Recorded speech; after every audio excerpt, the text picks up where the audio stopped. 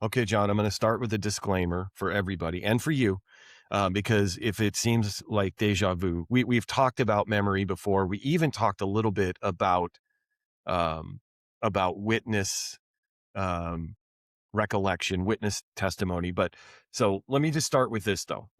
So a question: have you ever been in an argument with someone? A friend, a partner, a family member, anybody about Yes. the Oh, the events that well, you didn't even you've been in an argument before. I've been in yes. That's a great I thought that was answer. the question. But the argument specifically is about what actually happened, right? Yeah. Like the actual sequence of events or like what someone said to the two of you or what order that things happened in. Mhm. And the key and I'm just based on my own experience is both of you are completely sure of your recollection of events, not Yep. kind of sure. I mean, you know it in your down to your bones. You are completely sure, but both of you are completely sure, but you have different recollections, right? And you cannot figure out how two people who were in the same room, going through the same event are describing two things so differently. Yes, I've had this happen many times. It happens often still, and I'm sure everybody listening has had something like this happen to them. Yes. So, okay, everyone has had that experience. Mhm. Now what I want you to imagine that experience, but instead of you and someone having this disagreement, someone now this is the foundation of a criminal investigation. Oh. And the people who are completely sure Mhm. about their recollection are strangers who have absolutely no reason to misremember things. Mm. And the thing that they're misremembering, I guess that's Mhm. a hard word for misremembering, but Mhm. the thing that they are disagreeing about in this case could determine whether someone gets arrested or not. Wow. That's episode 8. That is a good cold open. Thank you. I've been practicing. Let's go.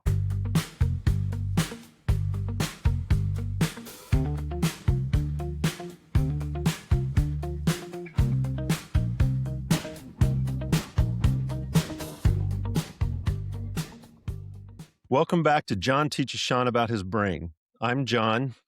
And I'm Sean. Like I said, this is episode 8. And this one, I'll be honest, like all of these, the reason that I chose these stories for the show is because they impacted me some way. And Mhm. this is one that made me question things about my job that up until this point I hadn't questioned before. Not in a crisis of faith kind of way, more in this is more complicated than I was led to believe kind of way. Yeah, that's actually a really healthy place to be though with the job you had. Yeah. Oh, well, easy for you to say. I mean, you're not the one who built an entire career on believing witness testimony. So I got ahead of myself. For anyone joining us, new or haven't listened to this season, each week I tell John about a real call from my law enforcement experience.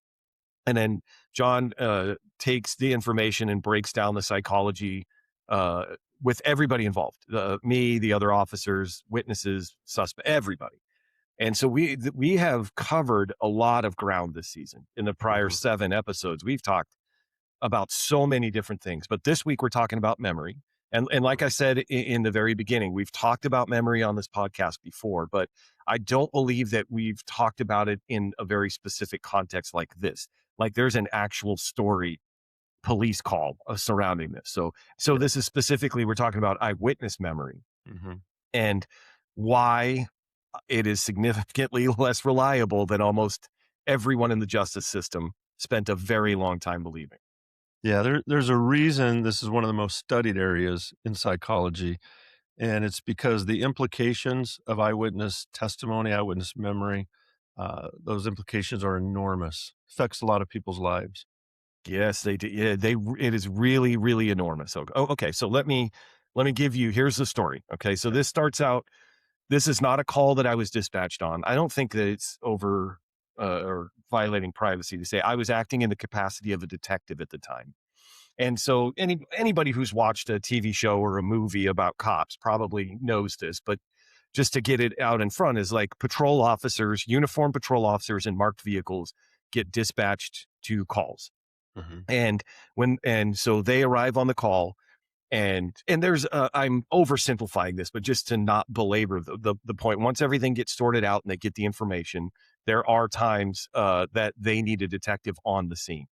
So Mhm. they'll call detectives out. Now, sometimes if the particular kind of call, they'll do the paperwork, and then that paperwork gets sent to detectives to follow up on. So there's different ways that detectives get involved. But on this case, uh, my partner and I got called out to this scene, and so we show up and we get the story from the officers, and so again, an incident occurred. I'm just going to say that to keep specifics very general, as I'm trying to do for privacy of everyone involved. But I can say this: it was a public event. It happened in broad daylight in a location with several bystanders who all had a direct line of sight to what happened. So we have Mhm. multiple witnesses, good conditions by eyewitness standards. That's I would call it good conditions, but plenty of light. The witnesses were not too far away. There were no obstructions. So they all had a really good clean picture. This should probably be easy, right? Everybody could see That's what I everything. thought. That's what I thought. Yeah, So, and then go ahead. well, I this is the first time I realized you were a detective. I didn't even know that. Oh Did yeah, you yeah. I was a detective for 4 years. did Yeah. you wear the just like street or just standard clothes, non-uniform, and have your badge on your belt or around your We chain on your neck usually or we had a chief at the time that I really loved. I still love, actually love him to this day. But he was big on. We generally wore suits. okay. Like, he wore a suit every day, Mhm. and he expected the detect. He had a real special relationship with the detectives, because Mhm. I think he was a detective. But he wanted us to look. He wanted us to look good. So We it's like wore the a suit. movies. You've It got your kind of suit on was. and yeah. Did you have the Yeah. I mean, chain, your badge on a chain, or was it on your belt or well, no, it was on my belt when I wore a suit. Uh-huh. But then there were times that we had to wear more clothes that they're not tactical, but they're like, we would wear cargo pants with boots and a polo shirt. Yeah. And when I was in that, if we knew we were going to have to do, certain things, we'd wear that uniform. Yeah. And when I wore that uniform, sometimes badge around my neck. Okay. But Okay. yeah, That's cool. Yeah. generally, normal day or whatever you want to call it, we were in a suit.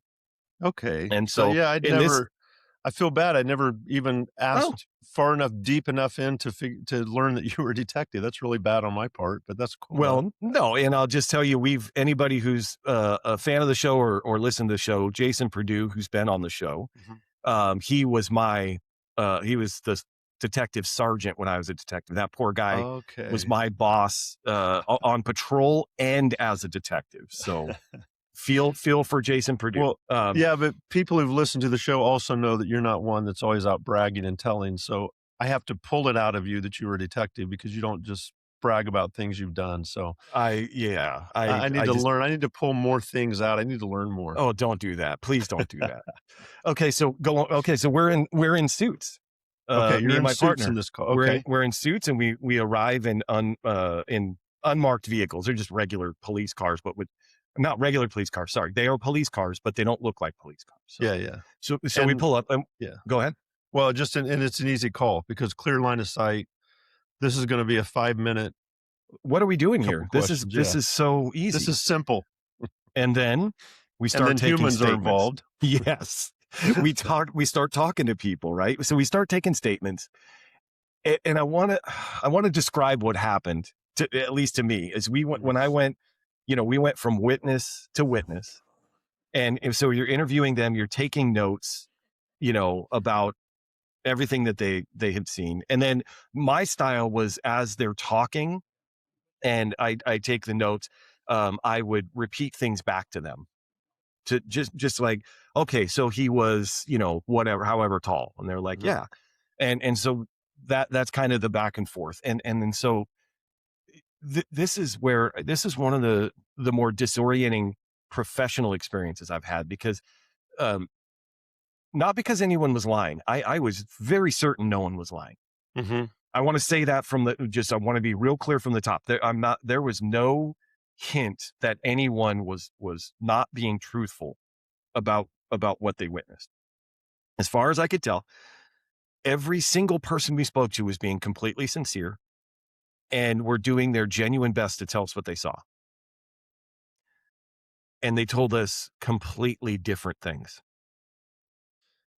Different how? Okay, so different in ways that it should have been impossible. If memory worked the way that I assumed it worked before I met you, which this took place before I ever met you, Yeah. but they're different about the sequence of events. Mhm. Who did what first? Mhm. Physical descriptions, right? Like height, build, cl- clothing. One of the witnesses was certain that the person was wearing a red jacket. Okay. The next witness we talked to was equally certain the person wasn't wearing a jacket at all. Same person, right? Mhm. They're Mhm. describing the same person, the same incident from roughly the same angle. I mean, they're not standing on top of each other, but they're near each other. Yeah. No, that having something specific like a red jacket, that's so like one big thing like that that should be so obvious, having them disagree about that, that's kind of what I would expect. That's classic. You've heard that before? Well, not your story, but I've heard variations of it. Almost every eyewitness memory a study that people have done put something in there like a red jacket to see what happens, and it's always an issue, but keep going. We'll talk about that. Keep going. Okay, because again, I don't know if it would make me feel better. I don't. That might be the wrong wording, but like if they both agreed that he was wearing a jacket, but one said it was red and one said it was green, even though those two colors are very different, I'd feel better about that. Yeah, So we can agree he was wearing a jacket, but we're disagreeing on the color of it. but you couldn't even do that. No, Yeah. one is he was wearing a red jacket, and one was he wasn't wearing a jacket at all. So obviously somebody's lying because he Well, couldn't be wearing and not wearing a jacket, right? So now you've got to, correct. yeah. Yeah. Okay. So we have these statements from several witnesses, and they just Mhm. don't match up. And the investigation process requires me to try to reconcile this discrepancy, figure out which details are reliable, which might be contaminated, where the Mhm. agreement is. Like, I have to get all of this sorted because imagine. I mean, it's already a problem, but imagine we find the suspect, arrest the suspect, we go to trial, and in the trial we have Yeah. 4 or 5 different witness testimony, and they're all different. Yeah, that's That would be a rough. nightmare for the prosecuting attorney, right? That's rough. So Yeah. before we even send this off, part of my process for this investigation is try to find where the agreement is and why Mhm. there's discrepancies. So the agreement was on the broad brushstrokes here, right? Mhm. Something happened. These people were involved. The general location and time frame, those were all agreed upon, but the Mhm. specifics, Yeah. the details that would actually matter, like I said, to a prosecuting attorney or in court, these things that would make the difference between what they would call a strong case and a weak one, those things were all over the place. So, yeah, they usually are, but, like, how did you handle that? So I'm curious because I hear about research and stuff, but I wanna know how this is put into practice in the field. Like, how did you handle that when they were so different? Uh, yeah, I mean, this was my first rodeo, as so they say. This is I was careful and with a lot more skepticism than I was trained to apply to witness statements. Mm, Right when I go to that's the good. academy, and then especially post academy training, and then some of the special training that I went to be a detective. Um, that all was talking about the veracity of witness statements. Like nobody Mhm. talked necessarily about what to do in a situation like this. So I Yeah. did have one thing though. So I had physical evidence from the scene. Mhm. And so Okay. I tried to corroborate the information that I was given by several different people with physical evidence. So I guess what I'm saying, I didn't, I held the witness accounts a little more loosely than I think I would have before, Mhm. Mhm. but it still bothered me. Mhm. right? Like these were good witnesses. And by a good witness, I mean, they were attentive, they were cooperative, they were present, not in a bad way, but it seemed like they wanted to help. And when I Yep. say in a bad way, sometimes you deal with people who are a little too eager to help. Yeah. You know what I mean? Like Yeah. they want to be involved in this. This was not these people. They wanted to do their civic duty. They wanted to help the police. They were doing their best, but they were all giving me material I couldn't trust. Yeah. So It's rough. okay, I want to get specific, I guess, not, but about some of what happened because I think the specifics are what are going to really bring this home, right? This, like, so one Okay. witness, uh, we spoke to this witness. This witness gave a description that was fairly spare, I would say. There wasn't a lot as far as what we're looking for. It was Mhm. kind of general height, dark clothing. That was I remember that one because I remember I was trying to pull out of her. I was trying to kind of help her remember things. You know, I'm taller. My part, you know, so I'm using these things to try, and she just didn't have much information, and that's fine. Mhm. But then we're doing follow up. Another part of the investigative process is as you start to put information together, Mhm. sometimes you have to re-interview witnesses. You find something or so you got to go and so we had to go back a couple of days later. I think it was 2 or 3 days later, 3 days, but either way, it wasn't that long. It was a couple days later after this incident happened, but it was on the local news. It was in the newspaper. And I'm sure people had been talking about it, you know, in the neighborhood or whatever. And her description all of a sudden had grown. I knew this was gonna change it, yep. I knew I could tell that you knew where I was going. She had now because I A interviewed lot of her. memories now, Yes, a lot of I re details. I'm looking at my notes for her, and when I'm looking at my notes, I remember the effort that I put in to try to get a little bit more detail. I remember thinking, you know, she just doesn't have anything. But then I happened to be the one to go back 2 or 3 days later, and she had specific details about hair, an expression on the face, something that was said. And I'll tell you this, she was more confident in this Mm, interview than she was in the first one. yeah. She was sure that these things occurred. Her memories are locked in now. Yeah. Yeah, so she was more confident with more time. That's interesting, Yes. yeah. More Her confident with confidence was more building. time, but it was building, but also more exposure to other people's accounts, right? Yes, that's the Which problem, is yeah. the opposite of how it should work if memory were like a video recording.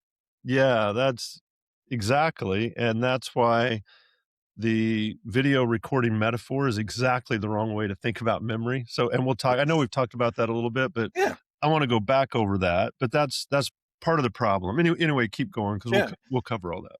And the thing is, I am because I'm telling this story that happened before I met you or learned all of the things that I learned.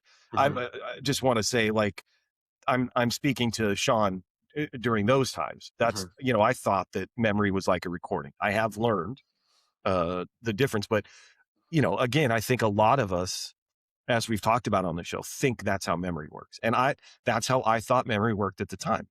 Yeah, well, I can tell you I have a colleague who's a memory expert that does expert witness testimony for and talks about eyewitness memory, and he was in a courtroom and was called up to talk about the things we're gonna talk about of how memory can be that it's not a recording, that it's how it can be kind of tricked or fooled, how you can get confident, all the things we're getting ready to talk about. He was getting ready to describe that, and the judge said, "If you're here to tell us anything about how memory works, I'm not gonna let you waste the court times because everyone in this room has a memory. We all know how memory works."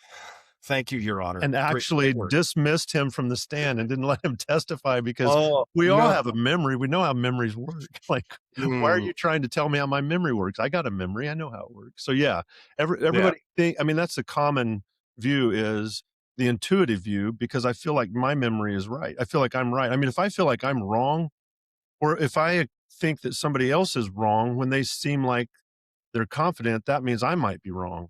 when I'm confident, and that's not how my memory works. When I know something, I know it. So Yeah. they know it, they must know it. So yeah, it's interesting how we kind of set all of that up. But sorry to interrupt. Go on. No, I will just keep on the kind of distraction for a second. I have a distinct advantage in this area because from as long oh boy, this is not what I meant to say, but for as long as I can remember, um, um, but I have a horrible memory. I forget everything all the Mm, time, and it's not mhm, even getting old. I've had this since my 20s.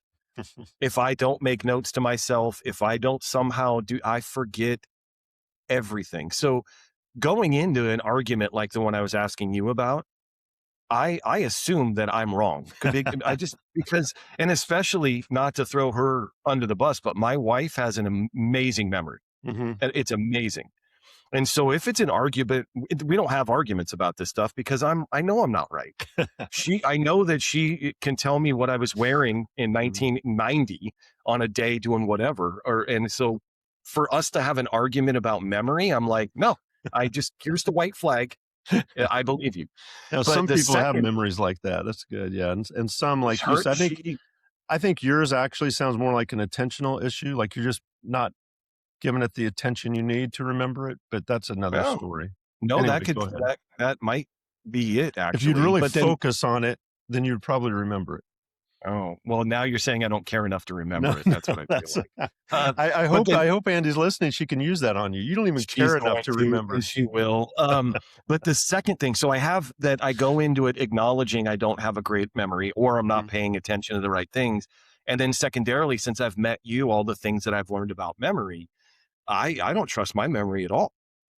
mhm, I go, well, this is the way I remember it, but I know it can be all the things we have talked about. And we'll probably talk about right now. So anyway, let me go back to, so I talked about that witness and her memory got real. She got real confident and that was real strong, all these details. But another witness, mhm, separate situation, different witness, they had a really specific, I was a vivid account of something that we could establish from that physical evidence that had not happened the way they described it. mm, So it wasn't impossible. Just the evidence clearly ruled out the possibility that what they were reporting happened, mhm, mhm, and they weren't lying. I mhm, spent enough time with this person to be absolutely certain of that. mhm. They genuinely remembered this thing that way. They remembered something. I don't know how to say it right. They remembered something that didn't happen or happened very differently, but they remembered it with complete conviction. They reported it to me with the utmost conviction. Yeah, that's the part that really can be unsettling is the complete conviction part, because sometimes that confidence leads us to believe somebody even if they're not. Like somebody like you who's not sure, you could give evidence that might be more accurate than somebody who has just complete conviction of their view, and that doesn't really affect memory. So, yeah, that's one to Yeah. watch out for. Yeah. Yeah. I mean, it was unsettling to me Mhm, when I started to see this firsthand. It was, and so there was a question of contamination between the witnesses as well. I forgot about this, right? So these people who had talked to each other before we got to them mm, yeah, or had given each other details while they were waiting to talk to us or who had unconsciously, non-consciously synced up parts of their accounts without even realizing it, yeah, right? So yeah, I saw it's so what looks like corroboration between two independent witnesses mhm, sometimes isn't independent at all. yeah, Because and the reason I made the point and went down the road of how detectives ended up there is that, the officers are there, they're getting everybody's information, kind of figuring out who needs to stay and who can go. And then they get on and tell dispatch that they need the detectives out there. And we in this case we were leaving the office, which wasn't that far away. But I'm just saying how much time there was in between me interviewing these people and the event.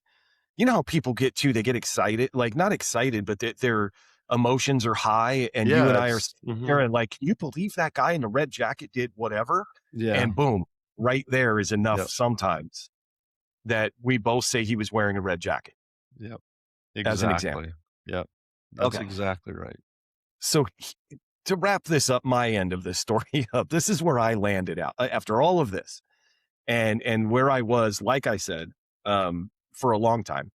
You've helped me with a lot of the memory stuff, but I don't want anybody to think that what I'm saying is that eyewitness testimony is worthless. I don't believe that to be. I didn't believe that Yeah. after this incident, and I don't believe that today. No. I think it's important, and Mhm. oftentimes the reason I say that is I would never want to encourage someone not to cooperate in a police investigation because Absolutely. some dumb dumb on a podcast said, eyewitnesses lie or get it wrong. That's not what I'm saying. And so don't take that from what I'm saying. Mm-mm. I'm just trying to say, well, I think I was trained and maybe not even maybe not even explicitly trained, but implicitly trained to treat a confident witness as a reliable witness. Mhm. Right. And you touched on that a little bit already, but I'm saying for me, I'm standing there with my notes. I got a sense of what went on. All right, let's figure out what people are saying here. And I have a witness who's just like, oh yeah, no, it was 10:37 or whatever time, Mhm. and no, and I saw this and that happened and this happened. I go, oh, okay, this is a good witness. This is a Mhm. reliable witness. Yeah. And so confidence to me a lot of times went to reliability when we're talking about eyewitness statements. Yep. And those two things I now understand have almost nothing to do with each other. And you just double Yeah. down on it. You just made that statement. Confidence is not accuracy. Yeah, no, research You know, supports that, yeah. yeah, that confidence might act almost be the opposite of a useful signal. Mhm. Mhm. So, and that's the implication that I'm sitting here today talking about this with you. It took me right back to the way that I felt that day because I've been in rooms where a witness, their certainty moved things in a particular direction. Oh, yeah. Yeah, yeah. When it was compelling, that Yep. led our investigation Mhm. a particular direction. And now I know that certainty can completely be genuine and completely wrong at the same time. Yep. Yeah. So let's I want to turn this over to you, John. So what's going on in the brain when this happens? Because I need to make it make sense. Yeah, there's a lot to talk about. I love this topic, and I don't know anything about the case that you're talking about other than what you've said today. So I don't know anything specifically about that, but I can talk a lot about research and a lot about how humans behave and a lot about things like if the role emotions play in it. So if you're watching, if you're in a jury or you're a police officer listening to a witness and they seem emotionally vulnerable or distraught, you have that sense of wanting to protect them, which also makes their memories so much more believable. You have somebody who's not very likable get scrutinized so much more. It's why, like, witnesses are a lot of times coached to be vulnerable on the stand, Mhm. or maybe not even witnesses, but somebody who's being, who's on trial to make the jury more favorable to them. There's so many things that go into this. This is why it's so fascinating because so many things about human behavior and humanness and emotions and all of those things wrapped up. Eyewitness testimony is a great place to start talking about this stuff because there's so much at stake, because there's so many emotions, because it's usually a story that people can relate to or people are interested in. It's why true crime shows and podcasts and movies are always at the top of what people want to watch. So Mhm. yeah, there's so many things about this. So let's get into a lot of different parts of this if we can. And I don't really have a plan, so maybe on how to talk about it. Sometimes I do. Sometimes I think there's four things I need to talk about, and I'll do it in this order. This time I don't. Let's just kind of Oh. go back and forth about this, and maybe even start with the idea of memory being a recording, because I think a lot of people think that my brain is like a video recorder, that whatever I'm watching and taking in, whatever I'm seeing and hearing, just like when you're holding a camera up, it's recording all of those things in with accurate detail. And later I can rewind and watch it again and watch it again. I can pick up little details. You know, TV and movies help with this idea because they'll show a person remembering something and they'll go back and show clips, just like a short clip of what happened, like that person. I just remember that clip and it's a video of the actual event. And they go, oh, they were wearing a red jacket because it'll show the red jacket in the clip or, and things like, so you're thinking, yeah, that's how my memory, I can think back and kind of see that. So I think starting there is probably the best place to start, just to say, memory is not a recording, a video, not Yeah. even close. Good place to start here. Yeah. Yeah, so it's a reconstruction, really. So you think about an event that you're observing, that you're in the middle of, and it's happening around you. Your sensory systems take in that information, and your brain builds an internal image of what's out there and what's happening. And we've talked about this over and over. So I hope listeners, if you've listened many times, this is familiar things that we talk about. Your sensory system gathers information and converts this physical energy from the environment into neural energy in your brain. And then your brain uses that neural energy and rebuilds an image in your mind of what's happening in the world. And that's why that's while you are experiencing it. And Hmm. then that's also why some of your witnesses can have different stories because they're under different levels of stress. Their water levels up. When we talk about the brain being like an iceberg, the tip of the iceberg is what you're aware that you're thinking and doing, but most everything happens in the big chunk of ice underwater.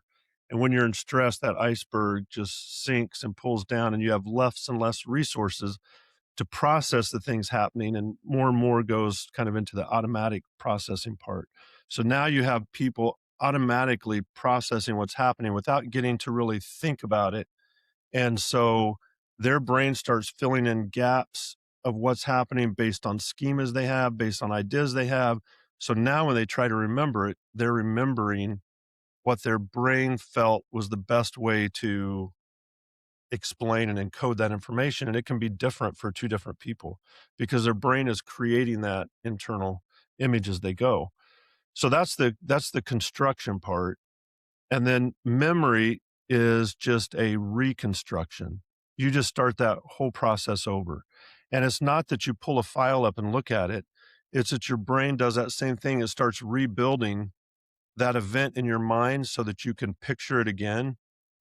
But it's starting with the information it has plus the information it's gathered since. So when you're saying two witnesses standing there talking to each other and they hear, yeah, the guy in the red jacket went by. Well, the red jacket now is lodged in there. So when your brain reconstructs it, the guy has a red jacket and that's what you remember because that is literally what you remember because your brain just reconstructed that image with a guy with a red jacket without you even knowing it. It's not that your brain's trying to fool you.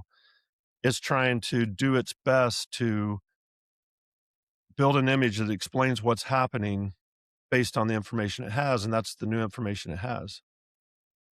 It's also why the one witness's memory was all of a sudden so much better 2 days later after it'd been on the news and talking to people. All of that got filtered in. Now when you ask her a question, her brain reconstructs, all of that information based on all this new information she has without her. It just feels like it's the memory. It feels like you're seeing the event again as if you're watching a video, but you're not. Yeah. So, So yeah. every time I remember something, Mhm. I'm partly making it up. Yeah, your brain is building your memory based on whatever it has at the time. So if you're in a really rotten mood when you try to Oh, remember it and you're upset about something, then that's gonna also be built into your reconstruction. So now there was somebody around that wasn't happy, and the person did this because they were angry.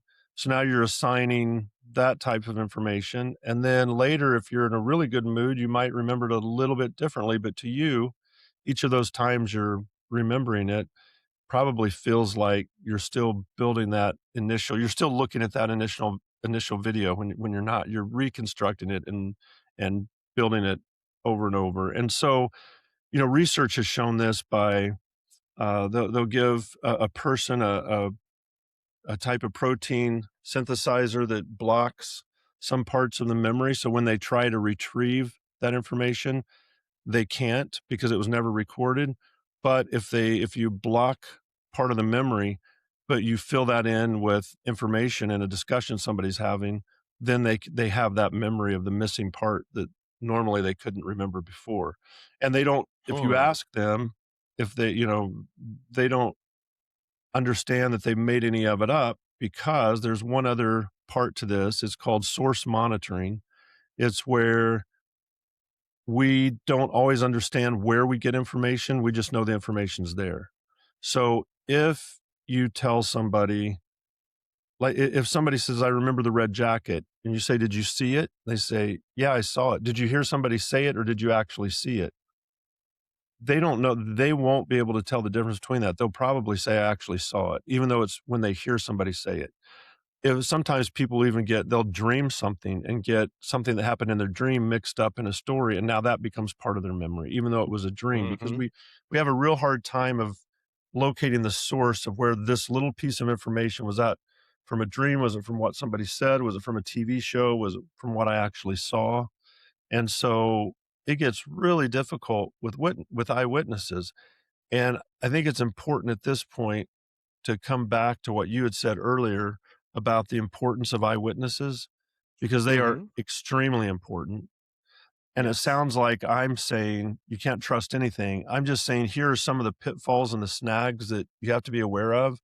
And if police officers who are interviewing witnesses are aware of it, if prosecuting attorneys, defense attorneys are aware of it, if judges are aware of it, if the general public is more aware of it, then we can put the eyewitness testimony kind of give it the credibility level that it needs to really help with the case without elevating it way too high. Some people are convicted just based on an eyewitness testimony itself, and that's where it can Yes. go wrong. So can Yeah. be an extremely valuable piece of information if it's treated as another piece of information. Right. Yeah. Yeah. Which, going back, is why confidence is not accuracy. Yeah. So something about that. A really interesting study came out that if you give somebody one piece of information, they see one thing, like you present a video that has one event on it that's short with something very specific that happened, and then you ask them to report what they saw and give their confidence level. Hmm. The level of confidence is correlated with their accuracy. People that have high confidence, when they first tell you about it, 3 days later or 5 days later, give a more accurate memory of the event. But the Hmm. minute you add two or three details to it, or you add a little bit of stress, or you have somebody talk to them afterwards, then all of a sudden confidence doesn't correlate at all with accuracy. Even though confidence doesn't change, they can still be very confident. It doesn't Right. correlate with accuracy anymore. So if it's really simple, one little thing, then yes, confidence can uh, correlate with accuracy. But if there's almost everything that happens in life, it has so many things going on at once. So an eyewitness, yeah, that confidence doesn't have anything to do with accuracy. It doesn't correlate at all with accuracy. Yeah. Yeah. So the second interview, Mhm. right? Our witness had more details, more confidence. Talk about that a little bit. Yeah, so some people, just given their personality, are more confident about things. They're more straightforward. They see the world more in black and white rather than in gray, and they believe their ideas and their thoughts and their memories and their political viewpoints and everything else with a lot of confidence. And Yeah. they state things that they believe with a lot of confidence. And that can be confusing to like a jury or to a police officer, because that does come across as, wow, this person is on it. They have I can trust their memory because they're so sure about it and they have so much detail about it. And it's like you said earlier, sometimes like if they have specific times and they have a lot of detail, it makes you believe it more. But sometimes that's a sign that maybe they're not remembering stuff as well, because a lot of times adding details and the exact people just don't check. They don't just look down at their watch every time something happens so that they have accurate timing. But a lot of people say, no, it was 11:37 that this happened. Like, did you see a Hmm. clock on a building or something? How do you know it was 11:37? And so those types of things can be, but there's people who are really confident. And again, everything I'm saying is based on the assumption that the person isn't lying. Right. Yes. That. So, Thank you for pointing that out because it's important to say we're talking about eyewitnesses who are trying to give an accurate account of what they quote unquote saw, and heard, like all you that. said, they have nothing to gain or lose. Yes. Yeah. So it's not the person's sister who's trying to cover for them. And this is just Right. somebody Right. standing there. And also there are eyewitnesses who do try to mislead. I'm just saying you can start from the point that say that these people are not lying or not trying to mislead, and there's still all of these Hmm. issues that you have to be careful Yeah. of. Yeah. I think we've So talked before about like Elizabeth Loftus's study. She's really one of the original researchers in eyewitness testimony, and she had the study where she had people watch cars crashing, and then she asked how fast were they going when they hit each other, when they yes, smashed each other, as but the speed word. estimates. Yeah, Yes. Yeah. their speed estimate was based on the word used. And Yeah. then I remember also this. the next Fascinating. the next day, I think it was, when she came back and asked them, was there broken glass at the scene? Those who heard the word smashed were almost 3 times more likely to report broken glass than those who heard the word hit. Then there wasn't any glass there, but just those words and those insinuations, a person doesn't realize that they aren't thinking to themselves, okay, I just saw that video, but she asked me if they smashed together, which how fast they were going when they smashed into each other, which means she's trying to make me. I mean, you don't think like that because it's just in a conversation. How fast were they going when those cars smashed into each other? That's just part of a conversation, but that has such a Hmm. huge effect on our memories and our brain constructing it, because now our brain has schemas about what smash means, and smash means colliding very hard, and usually glass and everything going everywhere. So that schema is they smash, so all of these other things must be part of it too, and that's how your brain rebuilds that memory of the video you just saw with the schema of smashed involved in that reconstruction. So Yeah. yeah. I'm just sitting here thinking about you had brought up earlier about wrongful convictions. Um, Mhm. and unintentionally, if eyewitnesses or even suspects, stories, accounts, and all of that can get changed just by the wording that an officer uses when they're asking a Mhm. question. Yep. We've talked about it before. It's just really hitting me different right now. But Well, also, like you said, witnesses were talking to each other. I don't yes, I don't know if you remember much about the, Oklahoma City bombing, Timothy McVeigh, but mm, they not were really. it's in the literature, which is why I'm aware of it, because it's used in memory research Okay. to talk about this. There were, I think, maybe 3 eyewitnesses that saw Timothy McVeigh leave the U-Haul van or whatever it was in front of the Federal building, and originally 2 of them said it was one person as they were talking, and another witness said they saw 2 people leave the scene. And when the other 2 witnesses heard that, when they were asked about it again, they both said 2 people. And when the interviewer said, "I thought you said there was just one," they said, "No, I'm thinking about it now. I'm thinking back," and they would think, and they go, "No, yes, I remember 2 people."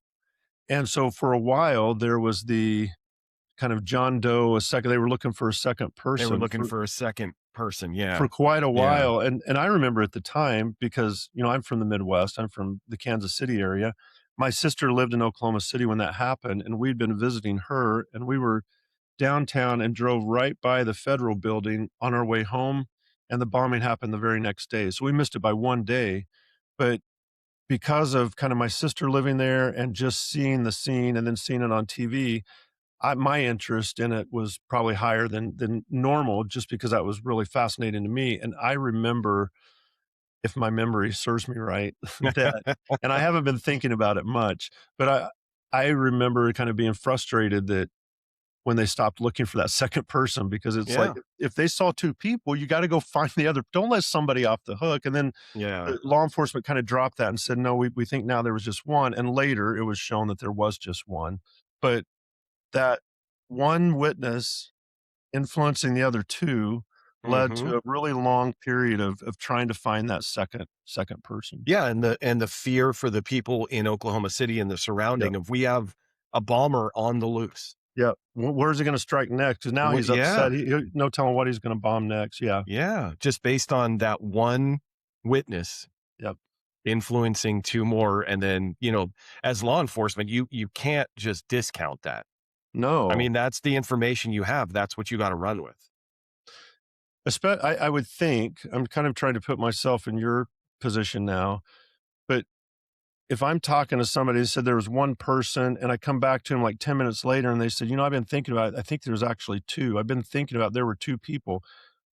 Why wouldn't you believe that there's 2? Like, why yeah, it's like, Yeah, we're still within an hour of when this happened. They're now remembering 2, and that aligns with these other 2 people. Now 3 people remember seeing 2 exiting that people. vehicle. So, Yeah, yeah, you would believe that. yeah. Yeah, you kinda have to. You You have you to, brought yeah. up Oklahoma City.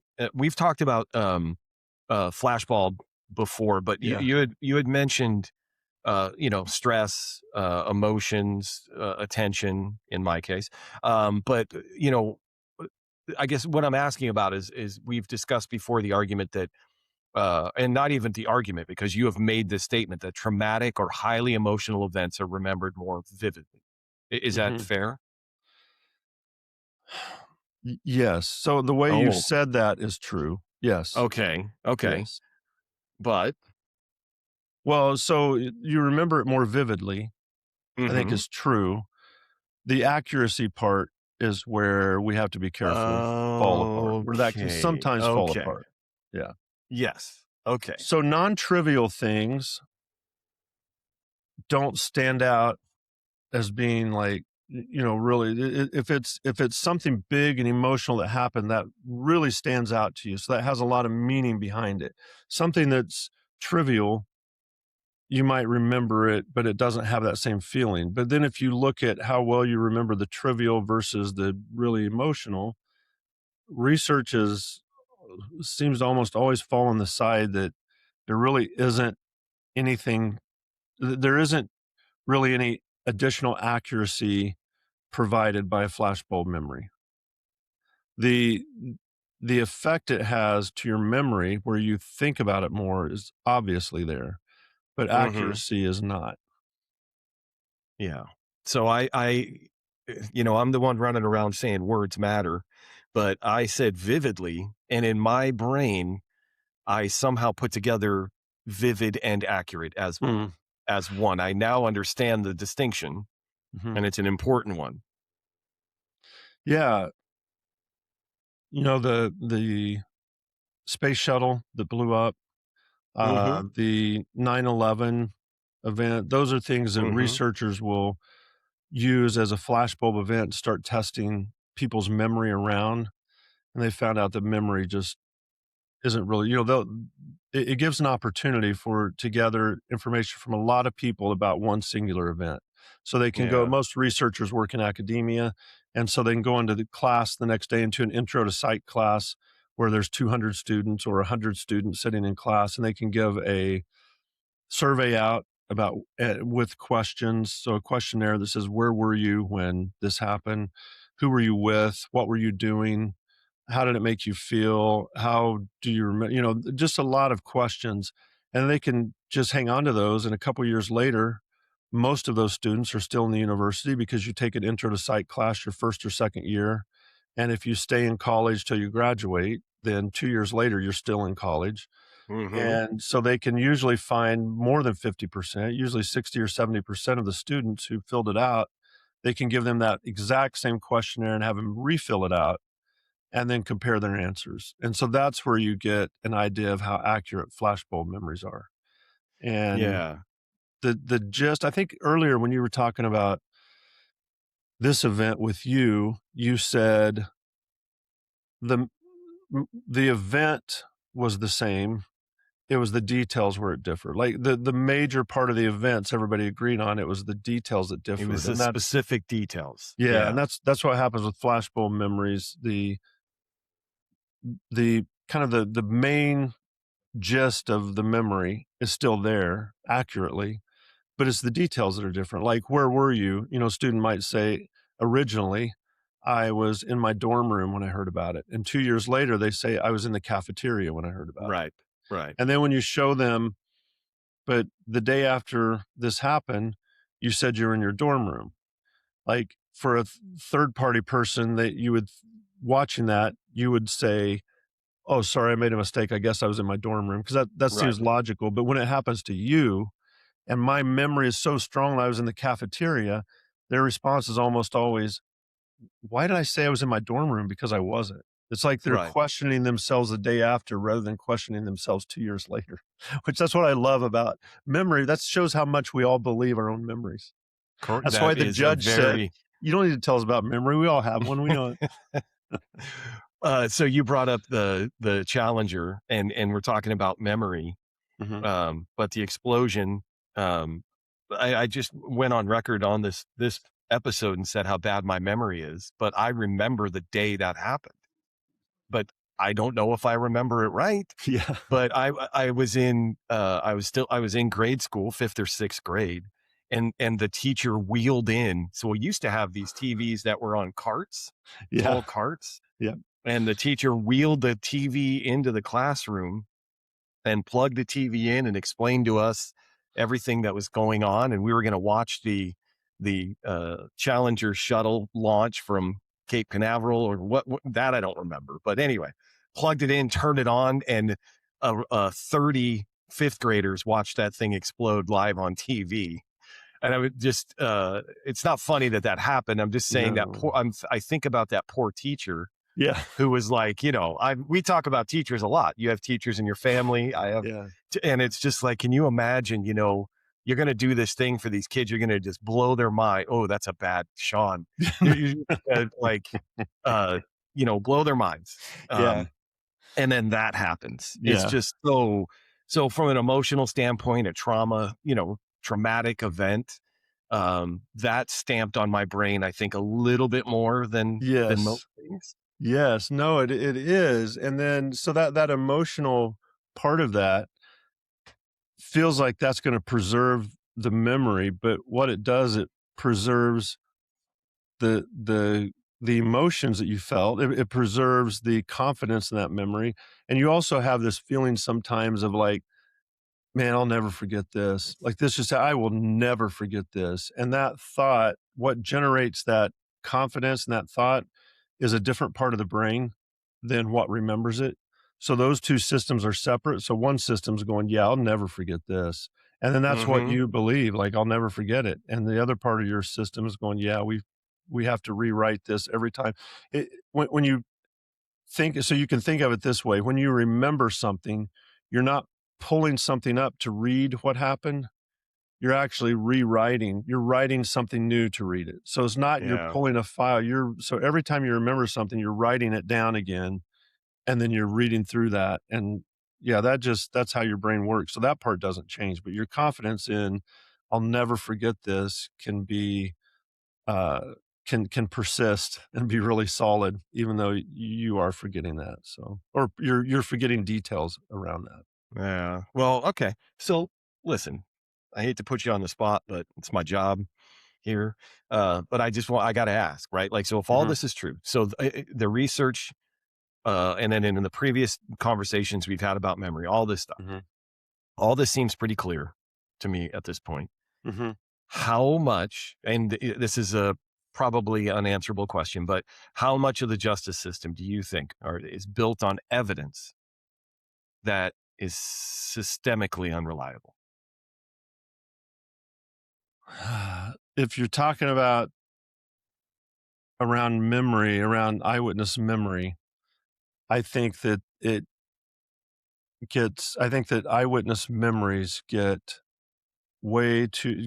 promoted much, much higher than they should, which distorts justice. It distorts Hmm. justice. And I don't want to get rid of eyewitness memories, but I think we need to figure out how to put them in their appropriate place so that we can gather that as a piece of information. But yeah, I think I can't remember your question exactly, but you were asking about, did you say, does it distort justice? I think it does in many cases, yes. Yeah. Yeah. It's Um, really hard, especially though, Sean, when you're talking about a victim's testimony, because it's susceptible to the oh, same things your memory system does as a witness. There was uh, mm, a study, and I talked to Chuck about this study that where he looked at he did it with military personnel as part of their training, but they were put in a situation where they were trying to avoid being captured in hmm, training, and they were yeah. eventually captured, and then they brought in people that they'd never seen before. So these are role players that were also military from a different branch, trainers that they hadn't seen, and uh, they they interrogated them for on that between 30 and 40 minutes. So most of them spent close to 40 minutes in a room with the person, and they were getting slapped, hit, punched. They were getting abused, pretty strongly abused, and they came out of that within an hour. I think it was within an hour after they had left that event. They asked them questions about who had them try to identify who they just spent 40 minutes being abused by in the room, Hmm. and their accuracy was between 30 and 35% accuracy in being able to pick that person out that they had just spent 40 minutes getting abused by. So now you have victims. I mean, that's the person I would believe over an eyewitness, is somebody that Absolutely. just got, you know, hit, punch, kicked. You go, wow, they'll never forget that person. Like, how can you ever forget that person's face? And their accuracy was lower than eyewitness accuracies.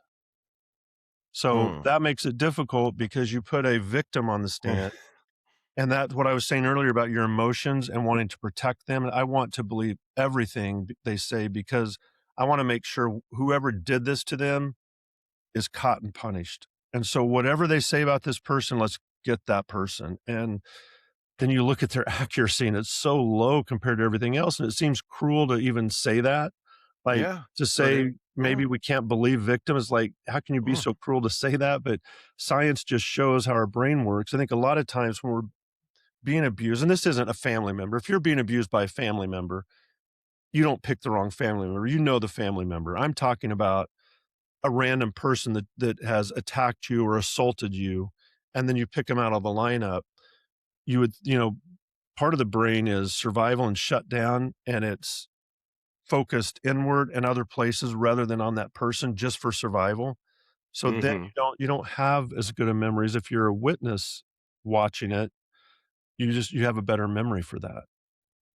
So victims' Wow. memories can be even a little bit more dicey to try to prove or to use. So yeah, I think, and then those are the ones that, that can ruin another person's life if they're accused of something they didn't do, because now you have to prove the negative and you usually can't. Now you're in prison. And then even if that witness later says, I lied, like if they had motives and they say I lied, a lot of times that person still can't get out of prison. I mean, there's a person in a state close, I think it was in the state of Missouri.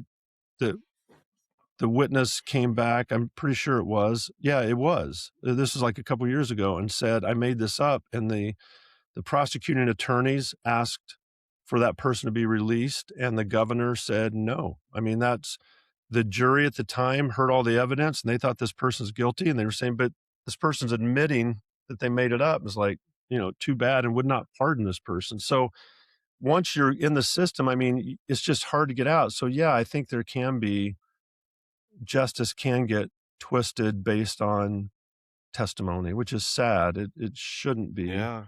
And it doesn't happen all the Yeah. time. I'm not saying that. I'm saying it can happen. And that's the dangerous part, is that it can. Yeah.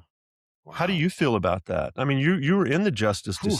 system for years. Like, if you think about you working a case, this person, what you're saying, what you're getting, what you're hearing from them, what you're reporting, what they're saying, if that could twist justice, how does that make you feel as a police officer, I guess I would say? I know you're not one now, but thinking in that mindset. Yeah. So I did not think about number one, before I answer that question, is I didn't think about victims falling into this thing. Yeah. And I would argue that in my mind, the victim was more believable than anybody. They were Mhm, there, it happened to them. What mhm, you're saying makes complete sense. But now that's even so what I would have said before you made me think about that was that it is a somewhat rare, in my experience, somewhat rare occasion to only have witness testimony or a victim statement or victim account of events that's all we had. You know mhm, what I mean? mhm, And so, I mean, I'm thinking back, maybe a couple of times that's all we had, but most of the time you have enough evidence, be it physical evidence, all kinds of different things that you can go, okay, I believe that I have probable cause to believe that mhm. this person committed this crime. Um, and so again, I'm not justifying it, but feel a little bit better that in my recollection, in my experience, not a lot of cases were built solely on those things, on the That's victim or good, the yeah, witnesses. But with that being said, um, I mean, I don't remember a specific case, but I do think that there has been one or two times where that's been the case. yeah, And I don't, I'm a little uncomfortable with how I'm yeah. feeling right now. I don't feel great Everybody should be about it. uncomfortable with that, yeah. Um, Because if you but put what if you I, put yourself, go- like, if it were you or your son or your daughter that was being accused when they weren't, like, that's really yeah, bad. That's we shouldn't be okay with that. yeah. I mean, I maybe was in the area, and when something happened, and then these people talk together and say Mhm. he's a big, funny, bald, funny looking guy with a beard wearing a gray shirt or whatever. And then I get arrested Yeah. because I'm in the area legit, but I Mhm. didn't do this crime. And then I get put into a lineup and all three of these people pick me out. Pick you, yeah. That's gonna be hard to And overcome because even with DNA evidence, sometimes witnesses still don't wanna believe the DNA. It's like, I'm not sure I can yeah, trust science because I can trust my eyes. I can trust what that right. person saw even if I can't trust science. Exactly. And that's a Yeah. nightmare. Mhm. It sounds like an absolute nightmare. And Yeah. I believe, not getting too far off track, but I believe it has happened. That the thing that I just described. Um, Yeah. and It that's not it happened to leaving me Tom anything. Selleck back in the Oh, an '80s. innocent man? An innocent man. Um, Yeah, yeah, no, that's those were bad cops though. That wasn't yeah. eyewitness. That was, cops served a search warrant on the wrong house because they got the address wrong. But, Yeah, that was bad cops. No, but don't no, test me with that's movies, John. I know I don't have a great memory, but I remember every movie apparently. I just realized, I think that proves the attention part. You're attending to movies and you remember so many. I can not remember. You remember so many movies. So I think you have a good memory. And if Andrew's listening to this, just earmuffs for right now. But I think you have a good memory if you care and pay attention to something. And I'm trying to get you in I'm not. trouble. No, and that's okay. Listen, I get in enough trouble on my own, but I don't want to belabor this too much. I want to wrap this up with you because I've had you for a long time, but this just happened to me yesterday, right? Where my son asked me to stop by their house. They're away for a couple of days, and I said absolutely. He asked me to do this one thing. It was only one thing, and then his wife said, since we're not going to be there, we have a thing of milk delivered that you can have if you'll use it.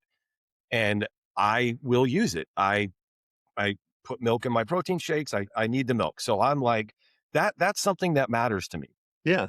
It's milk that is going to go bad because they're not Mhm. going to be able to use it, Yep. and I can use it. And I rolled out to their house yesterday and did what he asked me to do. I looked around the house just to check on it and then left without the milk. Ah, And so it this is wasn't just just a one t example of yeah. something that mattered to me. Yeah. It's something that my daughter-in-law asked me to do. That matters Mhm. to me. Mhm. It matters that I could use some milk around here. So, and I'm Mhm. not arguing, your point or trying to get myself out of trouble. It's these are the things I grapple with Mhm. because, the people in my life, I don't even know why, but especially recently have heard me yelling about how bad my memory is, yelling, at myself. Right. But I do remember, I mean, you just said Tom Selleck in the 80s, and I knew the movie. The Innocent I Man, can yeah. tell you who's in the movie, and I haven't seen that movie since the 80s. Yeah. And so again, I struggle I struggle with this because I don't wanna be like this. I don't wanna forget Mhm. something I said I would do. Let's see, it was Wednesday when I went, it was Friday or Saturday. It was 3 or 4 days. So anyway, And this you isn't forgot this it isn't supposed to already. be my Yeah. therapy session, but I struggle, with just this memory problem that I have, but I just try to live with it the best that I can. Like I said, I take a lot of notes, Yeah. but I can't take notes on everything, No. and so I forget a lot. So anyway, enough of my enough of my Yes. Some people crying have the about my problem that memory. they can't forget when they try to. That's an even worse problem maybe, when you can't forget Oh, things that you would like to forget. Yeah. But after our conversation today, and this is about the eyewitness stuff, I'm yeah, gonna ask you the same question. Does that change knowing, like, what we discussed today, and you knew most of that, I but did. yeah, but what you know now, does that change how you think about that investigation, or does it change how you would have handled things if had you known that what you know now back then? That was a poorly Yeah. worded question. No, no, no. It's what I've been sitting here thinking about. The more that you talk, the worse I feel about it. But I think I went into this particular investigation with more trust in witnesses than Mhm. maybe I should have. And I kind of had to learn this on the fly. And I had been a cop for a long time by then. I made detective, I'd been around. This is the call that made me kind of, hey, confident is not the same thing as reliable, maybe is Mhm. what I took out of it's hard because you're asking me this now after we've talked a bunch about memory. I've learned a lot about memory. Mhm. And so, I'm trying to remember back then, Mhm. 15 years ago or whenever this is almost 20 years ago. Hmm. But I am wondering, I've been sitting here wondering about the cases before that one, Mhm. right? Where I didn't have this kind of information, where a confident witness could have moved me in a direction that maybe I shouldn't have moved as fast. Yeah, Relying, and I can't pull a specific one up, but it's just freaking me out a little bit that I'm trying to remember it so I can discount it. But was there a time where all we had was a confident witness giving a description and we moved on that?